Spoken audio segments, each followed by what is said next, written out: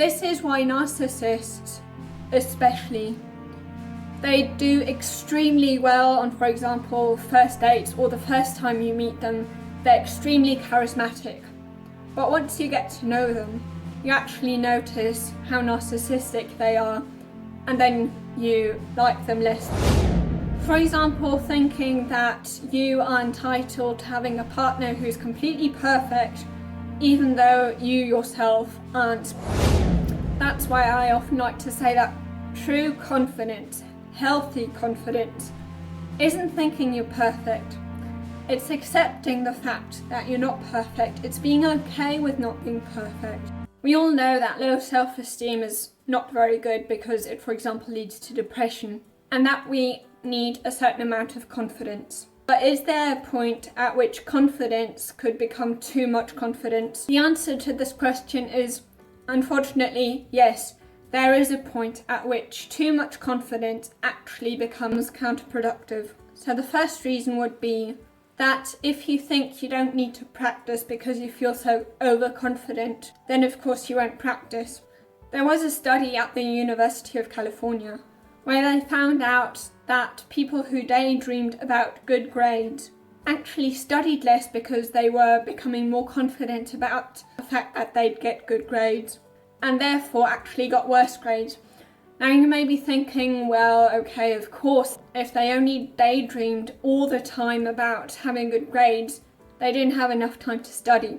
Well, the amount of time they were daydreaming in this study, I think it was 3 to 5 minutes, definitely not enough time to not have enough time for studying. And there was another study published in the Journal of Experimental Social Psychology, in which they found out that those students with the most positive fantasies about their future actually became less accomplished in future. And then the second reason is that if you think you're perfect, which would definitely be being overconfident, then you're going to be very defensive when it comes to people criticizing you, and therefore you won't change your character flaws.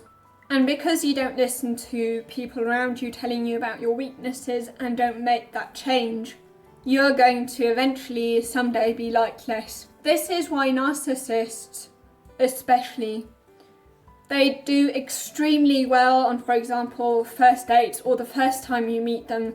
They're extremely charismatic. But once you get to know them, you actually notice how narcissistic they are, and then you like them less than you usually would like other people. And another reason why thinking that you're perfect is extremely bad is that once you actually, if you get to the point that you notice you're not perfect, you're going to be crushed because you've thought your whole life that you are perfect, and then your whole worldview changes because you notice you're not. And of course, if that happens, your self-esteem is going to be way lower after that than all the others who always weren't as confident as you were, but didn't have that decline in their confidence because they noticed that what they thought about themselves is way better than you actually are in reality. That's why I often like to say that true confidence, healthy confidence, isn't thinking you're perfect. It's accepting the fact that you're not perfect. It's being okay with not being perfect. And then the third, thinking that you're entitled to things, which is a common trait of narcissists. If you feel like you deserve things without doing anything, if you complain the whole time about how you should be successful or how you should have all the things that you want, even though you're not putting the work in. For example, thinking that you are entitled to having a partner who's completely perfect, even though you yourself aren't, but you won't acknowledge that because you feel so overconfident and you think that you actually are perfect and that you don't need to change, but you expect the other person to do so. Or thinking that you should be healthy, even though you eat really unhealthily and you don't do any sports at all. And another very negative consequence of thinking that you deserve things without doing is that others are going to notice that, and after a while they won't take you seriously anymore because they know exactly that you don't actually do what you say you will. And then the fourth tip will be very surprising to you.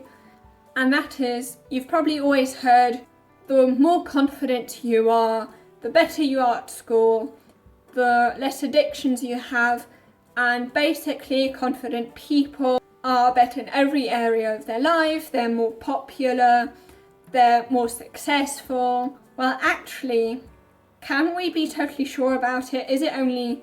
Are these two things, performance and confidence, only correlated, or is there a causality between them? And if there is a causality between them, is it the confidence that leads to the success, or success leading to confidence? To answer this question, let's have a look at a study that tracked high school students for several years. Now, what this study found was that good grades in 10th grade predicted high self-esteem in 12th grade. However, high confidence in 10th grade didn't predict good grades in 12th grade. So therefore, we can already see that it's not the case that confidence leads to success, but that it's success that actually leads to confidence. However, it's not only the case that extremely high confidence doesn't lead to success. In fact, sometimes high confidence can actually lead to bad performance. In another study, students were split into two groups. These were all students who weren't doing too well at school, not necessarily too bad, but not good either, so more or less they had grades that were like C or a little worse than that. Now, to see whether self-esteem would actually improve those grades, these students were split into two groups. One was given a weekly self-esteem message, whereas the other one was also given a weekly message, but this one was basically a neutral message. The grades of those in the first group who got those self-esteem messages actually did worse. Their self-esteem improved, they felt better about themselves, but their grades got worse. Their grades went from about 59 to a score of 39.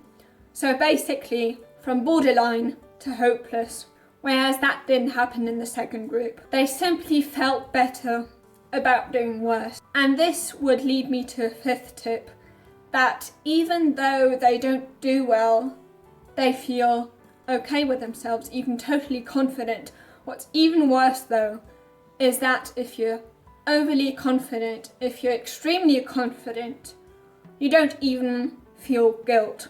What Roy Baumeister found, really bad criminals, such as professional hitmen or serial rapists, had extremely high levels of self-esteem.